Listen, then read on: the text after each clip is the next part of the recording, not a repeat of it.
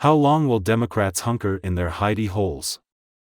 The Democratic candidates for statewide offices are mostly dodging debates with their Republican rivals. They are doing a disservice to voters. Okay, sure, a debate for state auditor or Secretary of State isn't likely to generate scintillating television.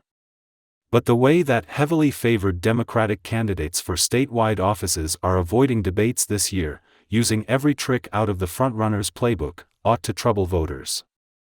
Could we at least pretend to be a grown-up democracy in which candidates have to make their case to voters instead of simply coasting to Election Day? The Democratic nominee for governor, Maura Healey, has committed to only one debate with her GOP opponent, Jeff Deal. Favorites never want to give underdogs airtime, but in this case, it's hard to see what Healey is worried about, turning down more debates with Deal. The GOP's unsuccessful Senate nominee in 2018, is like the Patriots turning down extra chances to play the Jets.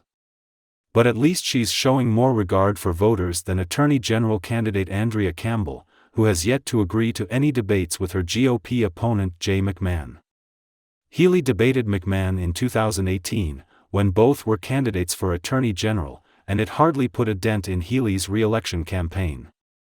Meanwhile, Democratic state auditor candidate State Senator Diana DiZolio has offered a classic frontrunner dodge, saying she's willing to debate her Republican opponent only if third-party candidates are included too.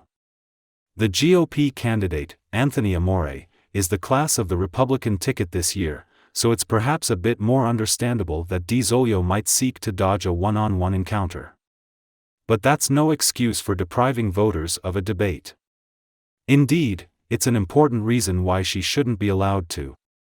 A debate with all candidates is fine but should be followed by another one limited to majority candidates. Then there's Rayla Campbell, the Republican candidate for Secretary of State, who made waves with a vulgar rant at the state GOP convention in May.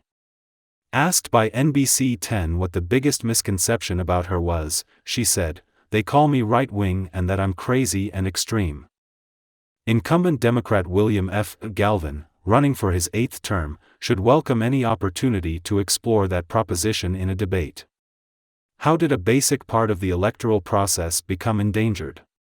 An article published Wednesday in Commonwealth magazine linked the decline in debates in Massachusetts to the growing political polarization of America and an electorate that's increasingly not open to persuasion anyway. Maybe so. But it's also a particularly Massachusetts story about the irrelevance of the state Republican Party in its current incarnation.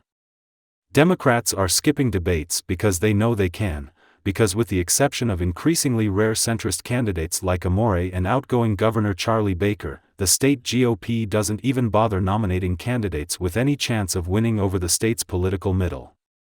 Ultimately, the best way for Massachusetts Republicans to get the debates they're clamoring for this year is to make it politically impossible for Democrats to dodge them. But until then, voters are left to hope that Democrats agree to debate simply because it's the right thing to do.